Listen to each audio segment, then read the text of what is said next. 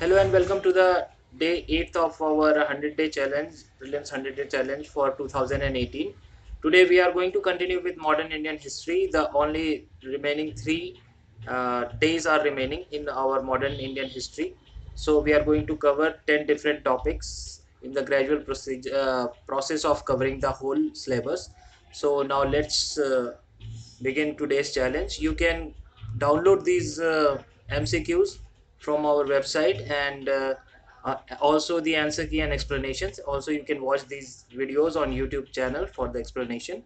So today we are going to frame the questions on the following topics: East India Association, Anand Mohan Bose, Ethiopian defeat of Italian army. This was very important, and UPSC has asked few questions regarding this, how it affected the Indian freedom struggle and what happened in the war between Ethiopia and Italian army. Badruddin Tayyabji, Indian Council Act of 1892, Partition of Bengal 1905, Police Commission under Sir Andrew Fraser. It was appointed by Lord Curzon, so I've already given you the clue about the question. Paika Rebellion, which was very recently in news about its completion of 200 years, and Raleigh Commission, Gopal Krishna Gokhale. So in case if you want to study and revise these topics, you can pause the video, study about these topics, and then we'll move on to the questions. I hope you have revised these topics. So let's start with today's MCQ. The source for these topics would be the Bipan Old NCRT by Bipan Chandra, chapter number 9 and 10. You can study from this, and also you can refer to the NIOS materials and previous UPSC question papers. So first question is, which of the following is are true regarding Badruddin Tayyabji? He was the first Indian to hold the post of Chief Justice of a High Court. Yes, it is true. He was the first Chief Justice of Bombay High Court. He was never elected as a, no, he was the third president of Indian National Congress. First was W.C. Banerjee, second was Dadabhai Nauroji himself, and third is Badruddin Tayyabji. He was the founder of Bombay Presidency Association. Yes, this is obviously true because he was one of the founding members of Bombay Presidency Association. It was founded in the same year in which Indian National Congress was founded in 1885. So answer, so only option 2 is wrong. So answer would be C, 1 and 3. Let's move on to read the explanation. Badruddin Tayyabji was an Indian lawyer who served as the third president of Indian National Congress. He became the first Indian barrister in Mumbai in April 1867. He accepted the judgeship of Bombay High Court in 1895. In 1902, he became the first Indian to hold the post of Chief Justice of Bombay. So he was the first Indian to hold the post of Chief Justice of Bombay. He, along with Firoz Shah Mehta, K.T. Telang, Dinsa Wacha, and others, formed the Bombay Presidency Association in 1885. So you should also be familiar with the chronology of all these associations, their foundation years. Now let's move on to the second question. Consider the following statements about Paika rebellion. Recently, in past few years, this Paika rebellion was in news because Prime Minister Modi has facilitated the uh, 200-year ceremony, and this was in news, so it can be asked anytime. Paikas were traditional landed militia of Tamil Nadu. This is wrong because Paika tribes belong to Odisha. So first option is wrong.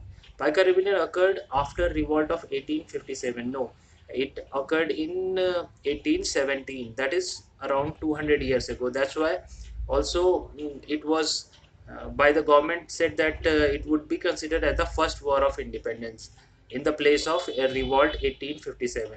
So during the facilitation ceremony of Paika rebellions 200 years, the government of India said that it will be considered as the uh, first struggle for the freedom by the government of India. So both the options seem to be incorrect. So answer would be D, none of the above. Let's read the explanation. Paikas were traditional landed militia under Gajapati rulers of Odisha. The Paika rebellion, also called the Paika Vidrah, was an armed rebellion against British East India Company rule in Odisha in 1817, that is around 200 years back. and it was facilitated by the government in 2017 on the completion of its 200 years. Paikas rose in rebellion under the leadership of Bakshi Jagbandhu. So you should also be familiar about the names of the leaders of these rebellions, and projecting Jagannath as the symbol of Odia unity. And the rebellion quickly spread across the Odisha. So Paika rebellion is very important because it was in news also, and it relates to the freedom struggle. So you should be aware about the locations. For example, if they give you the locations in options, we have given the Tamil Nadu, which is the wrong option. So you should be aware about which rebellion took place in which part of the country. They can ask you in the map also. So let's move on to the third question. Which of the following is are true about Anand Mohan Bose? Anand Mohan Bose, he was a barrister of British India. He was instrumental in the foundation of Indian National Association. So Anand Mohan Bose had a law degree. Yes, he was a barrister, and he was instrumental in the foundation of Indian National Association.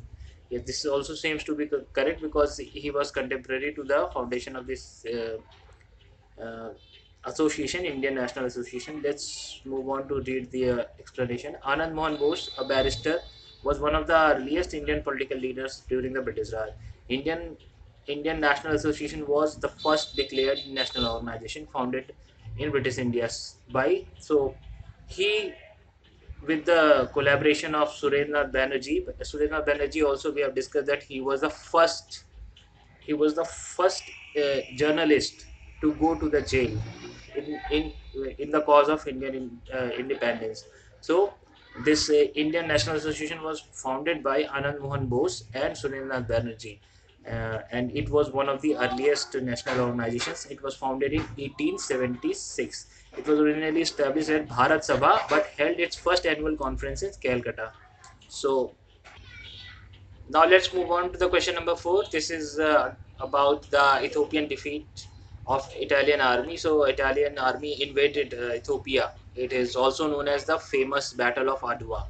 And let's read the options. This event occurred in early 20th century. No, actually this was in 1896, as I guess. So this is first option is wrong. This event was inspired by the famous defeat of Russia by Japan. This is also again correct because incorrect because chronologically the defeat of Russia by Japan happened in year 1905. So both the options are incorrect. Let's read the explanations. The Battle of Adwa was fought on 2nd March 1896 between Ethiopian Empire and the Kingdom of Italy. So this army of Italy was overthrown by Ethiopians, and this example and the second example about Russian-Japanese war, they served as the motivation for the people, this also broke the jinx that white race was undefeatable. So here, the Ethiopian Empire showed that a white army of Italians can be defeated by the colored people. So this was a kind of morale booster for the Indian independence struggle. Also, let's read the explanation. And this climatic battle was the first Italian-Ethiopian war, and it was a decisive defeat for the Italy and secured Ethiopian sovereignty.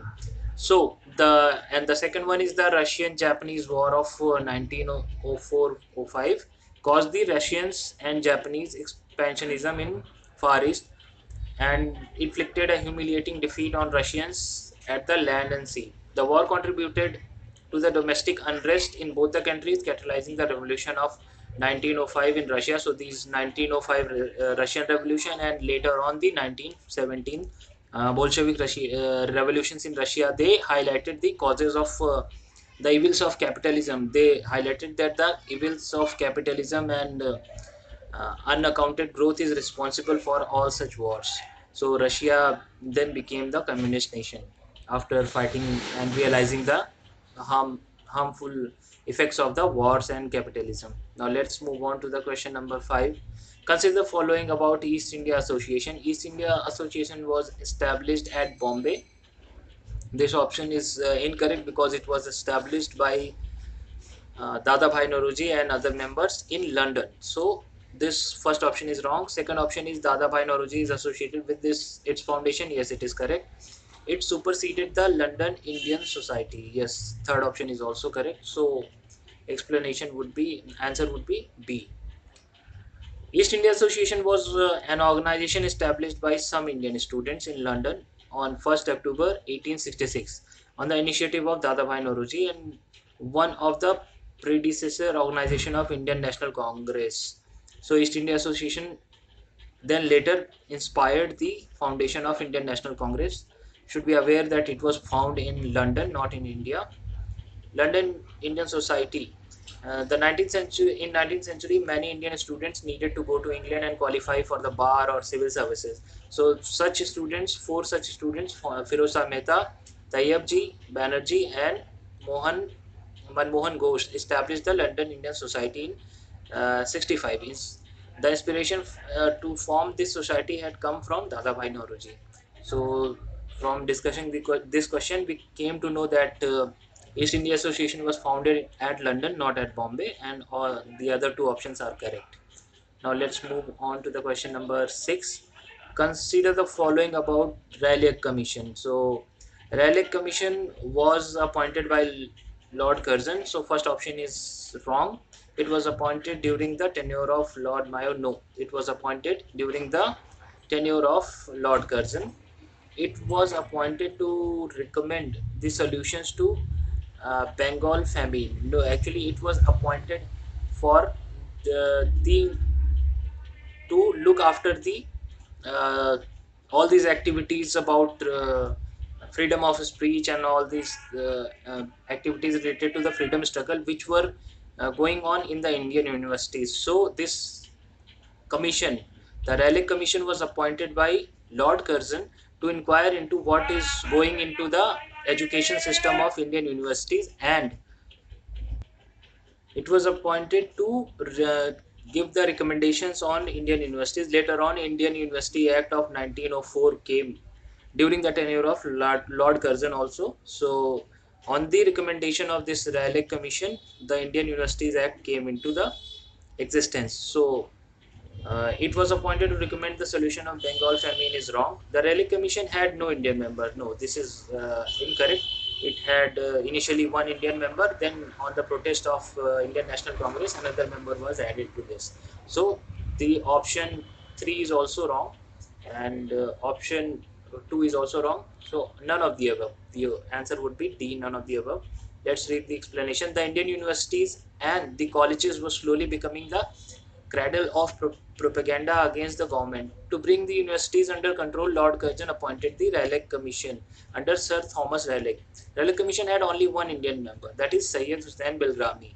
But when the Hindus protested, Justice Gurudas Banerjee. So Gurudas Banerjee was also called from High Court of Calcutta and made a member. So basically two Indian members. One was Syed Hussain Bilgrami and the other was later was Guru Das Banerjee was made the member of this commission. This commission submitted the report in 1902 and followed the instructions of the bill called Raleigh Bill.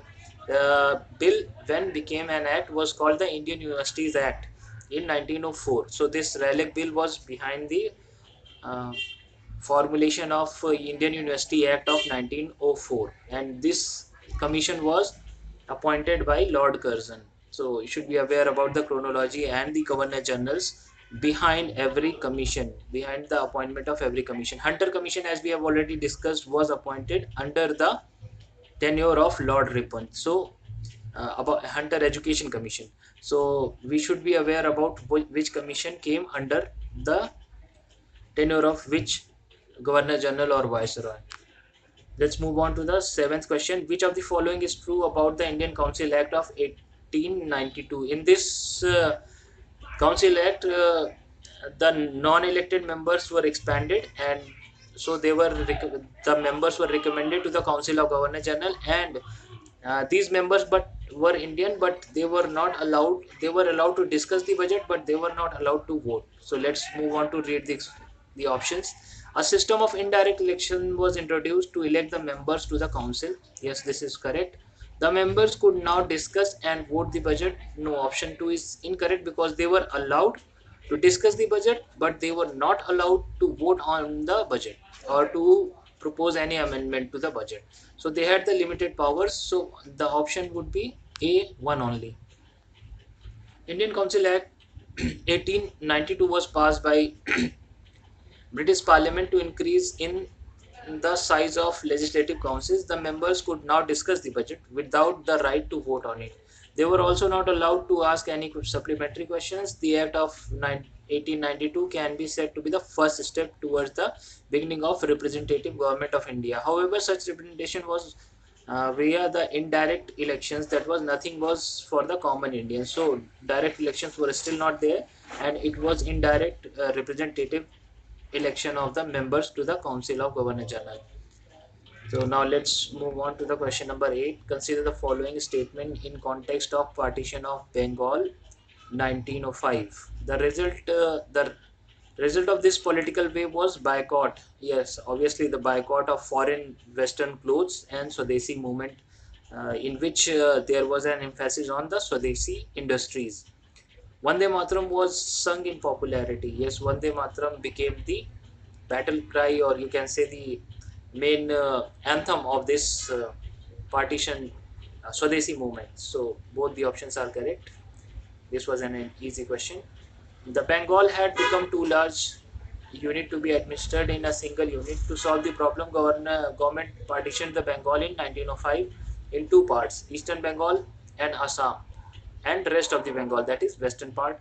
The principle of boycott and of the British goods was adopted by the Indian people. The resolution said that until the government annuls the partition, agitations shall continue. The Vande Mataram, which is now our national song, became the symbol of this Swadeshi agitation. So this was all about the partition of Bengal and the Swadeshi movement.